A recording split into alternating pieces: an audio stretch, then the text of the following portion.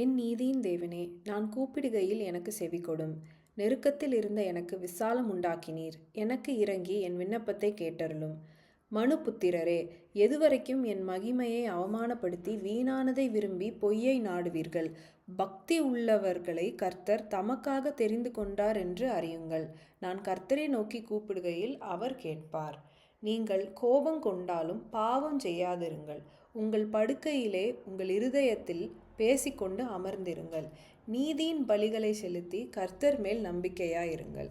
எங்களுக்கு நன்மை காண்பிப்பவன் யார் என்று சொல்லுகிறவர்கள் அநேகர். கர்த்தாவே, உம்முடைய முகத்தின் ஒளியை எங்கள் மேல் பிரகாசிக்க பண்ணும்.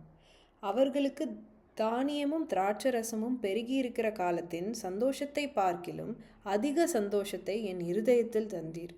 சமாதானத்தோடே படுத்துக்கொண்டு நித்திரை செய்வேன். கர்த்தாவே, நீர் ஒருவரே என்னை சுகமாய் தங்க பண்ணுகிறீர். ஆமேன்.